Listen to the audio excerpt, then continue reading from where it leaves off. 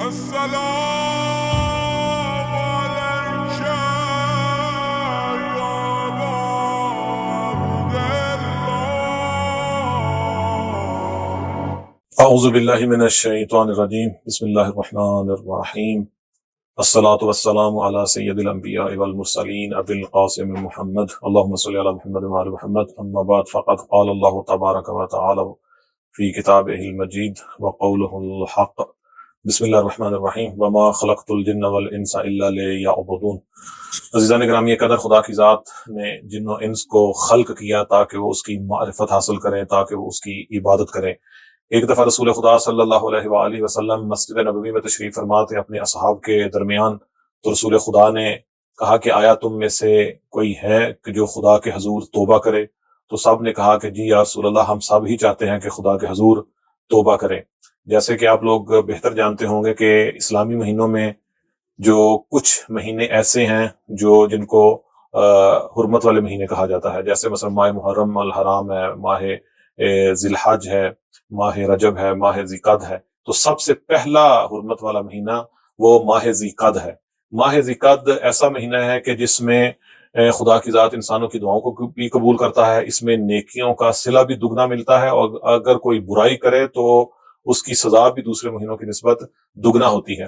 تو رسول خدا نے فرمایا کہ ذی قعد کے مہینے میں اگر تم میں سے کوئی اس کی اتوار کو 4 رکعت نماز پڑھے اور پھر خدا کے حضور دعا کرے تو اللہ کی ذات اس نماز کے بدلے میں اس کے سارے گناہوں کو بھی معاف کر دیتی ہے، اس کے علاوہ اس کے والدین کے گناہوں کو بھی بخش دیتی ہے، اور خود اس کے اور اس کی ذریت کے گناہ بھی خدا کی ذات بخش دیتی ہے۔ اور سب سے بڑھ کر کے موت کے وقت جو ملک الموت ہے وہ اس کے ساتھ بڑی نرمی سے پیش آتا ہے، یعنی اس کی جان بڑی آسانی سے نکل جاتی ہے۔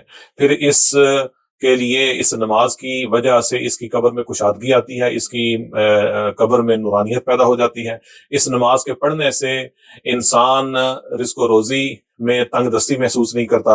اس نماز کے پڑھنے سے خدا کی ذات قیامت والے دن خصوصی اس کے اوپر عنایت کرتی ہے۔ پھر اس کے بعد دنیا اور آخرت کی جو اس کی حاجات ہیں اللہ کی ذات وہ قبول و منظور فرماتی ہے، اور ایمان کے ساتھ اس دنیا سے جاتا ہے۔ قیامت کے دن تمام دشمن اس سے راضی ہو جائیں گے، جو اس سے دشمنی رکھتے تھے دنیا میں یا یہ ان کا دشمن تھا، تو قیامت کے دن اس نماز کی وجہ سے اس کے سارے دشمن اس سے راضی ہو جائیں گے۔ اور اس کے علاوہ اس نماز کے پڑھنے کی وجہ سے خدا کی ذات اس کے گناہوں کی مغفرت وہ کر دے گی، اور اس نماز کے کافی سارے اس طرح کے بہت سارے فوائد ہیں۔ اس نماز کو پڑھنے کا طریقہ کیا ہے؟ وہ سامعین گرامی قدر، نماز کو پڑھنے کا بڑا آسان سا طریقہ ہے۔ مفاتیح الجنان میں بھی آپ کو یہ جو ماہ ذی قعد کے اعمال ہیں اس میں بھی اس کا ذکر آپ کو مل جائے گا۔ اس نماز کو پڑھنے کا بڑا ہی آسان سا طریقہ ہے۔ 4 رکعت یہ نماز ہے، نماز استغفار یا نماز توبہ کے نام سے۔ آپ جب ذی قعد کے اعمال میں جائیں گے تو یکشنبے کی نماز یعنی اتوار کے دن کی نماز میں جا کے آپ دیکھیں گے تو آپ کو یہ نماز اس کا پورا طریقہ بھی مل جائے گا۔ اس نماز کا طریقہ کار اس طرح سے ہے، یہ کلن 4 رکعت نماز ہے، اور جیسا کہ آپ جانتے ہیں کہ جتنی بھی مستحب نمازیں ہیں تقریباً سب ہی کو 2 کر کے پڑھنا پڑتا ہے۔ یہ 4 رکعت نماز ہے۔ آپ نے سب سے پہلے اتوار والے دن، ذی قعد کی پہلی اتوار آ رہی ہے، تو ذی قعد کی ساری اتواروں کو آپ نے سب سے پہلے غسل کرنا ہے۔ غسل کرنے کے بعد وضو کرنا ہے۔ وضو کرنے کے بعد پھر آپ نے مصلی عبادت پہ آ کر اس 4 رکعت نماز کو اس طرح سے پڑھنا ہے، یعنی 4 رکعت نماز ہے لیکن اس کو 2 رکعت کر کے پڑھنا ہے۔ پہلی 2 رکعت نماز میں یعنی سب سے پہلی رکعت میں آپ نے سورہ الحمد کے بعد 3 دفعہ قل هو اللہ احد کی تلاوت کرنی ہے۔ اس کے بعد 1 دفعہ سورہ فلق قل اعوذ برب الفلق کی تلاوت کرنی ہے، اور 1 ہی دفعہ قل اعوذ برب الناس یعنی سورۃ الناس کی تلاوت کرنی ہے۔ دوسری رکعت میں بھی اسی طرح ہی، اور اس کے بعد جب آپ نے 2 رکعتیں مکمل کر لینی، جس طرح صبح کی نماز آپ پڑھتے ہیں، جب آپ نے مکمل کر لینی ہے تو پھر اگلی 2 رکعتیں بھی بالکل ایسا ہی پڑھنی ہے کہ پہلی رکعت میں الحمدللہ رب العالمین سورہ فاتحہ کے بعد 3 دفعہ قل هو اللہ احد کی تلاوت کرنی ہے، اور ایک دفعہ سورہ فلق اور سورۃ الناس کی تلاوت کرنی ہے۔ یہ بھی اگلی 2 رکعتیں بھی بالکل اسی طرح ہی آپ نے پڑھنی ہے جس طرح کہ آپ نے پہلی 2 رکعتیں پڑھی۔